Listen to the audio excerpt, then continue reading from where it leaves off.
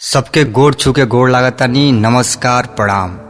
आप सुनतानी, हम बोलतानी।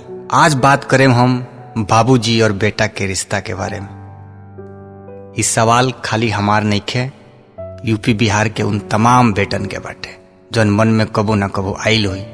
तोरा सुन के बड़ा अजीब लागी कि हमरा यहाँ बाबूजी या बेटा के रिश्ता बड़ा अजीब होला।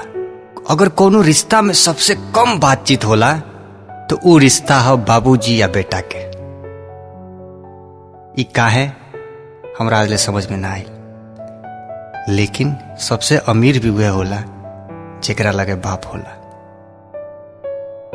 हमेशा सख्त स्वभाव बाबूजी के। हमर लागेला कि वो लोग के ऐसन लागेला कि सख्त ना रहे जाता लइका बिगड़ जाइए सन। वो लोग खतरा एगो जरूरी बाटे सख्त रहल। बेटा से ढेर ना बोलल, हमेशा टाइट बोलल। छोट रहनी जाता बाबूजी हमार आम किन के लिए आवे तो जन सबसे बड़का आम होखे तो दीदी के दिया तो हमनी के बोली जा ना बड़का हमरा चाहिए।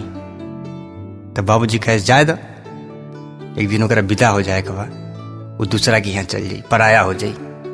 तो हमनी के सीना चौड़ा करके चल जीबे तो एक दिन दूसरा के यहाँ। तो बहनों के तनी लागे कि हमरा के पराया बुझाता लो।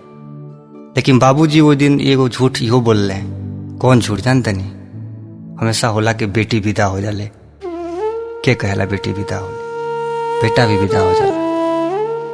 हमरा लागे हमेशा कि बाबूजी प्रेम ना करेले हमरा से, काहे से कि हमेशा एकदम सख्त स्वभाव उनके हमेशा देखल। वो काहे सख्त स्वभाव होला इस शायद सोचे के चाहिए। एक समय के बाद हमनी के विदाई तो होइए गई, शहर आ गई नीजा। जब शहर आवे के रहे तब वो लागे कि बाबूजी प्रेम ना करेले हमरा से।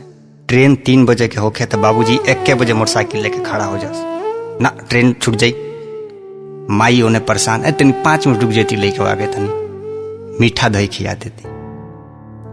तो बाबूजी आंख दिखाओ, तू ही जानता रू ट्रेन में छूट जाई तो कैसे बतावस कि रेलिया इंतजार ना नु करी तहारा के। तो अपना टाइम में से जाई तो लागे मन में कि बाबूजी सही में प्रेम ना करेले, माई ढेर प्रेम करेले। बाबूजी मोटरसाइकिल स्टार्ट करी है, पीछे लेके बैग हमनी के बैठ जाए जा, मुड़ी नीचे कैले।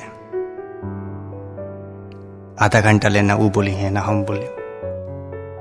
लेकिन वो मौन के बीच में बहुत सवाल होके अंदर ही अंदर। ऐसा लागे काश एक खाली बाबूजी हमसे कहते, चाहे खाली बेटा कह के बुलाते।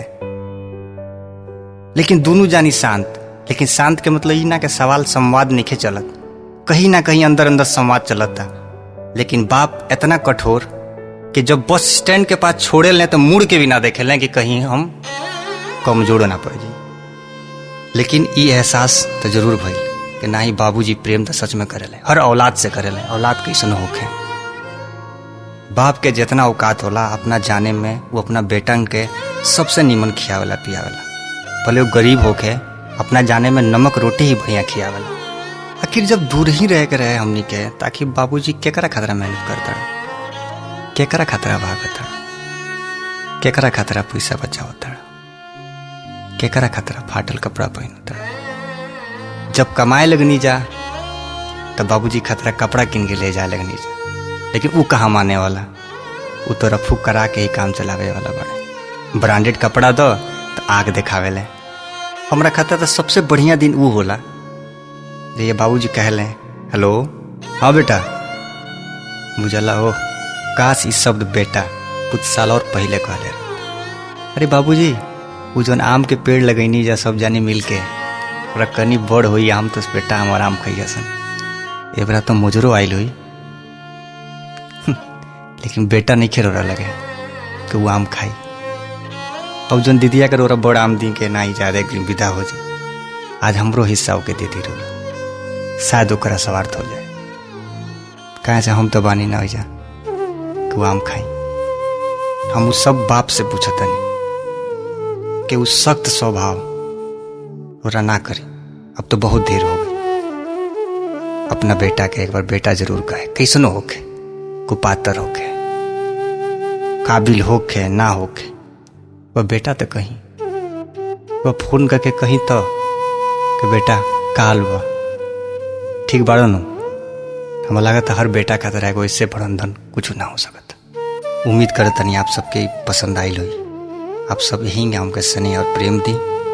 ये खाली हमार कहानी नहीं, पूर्वांचल के हर बेटा के कहानी। नमस्कार, धन्यवाद।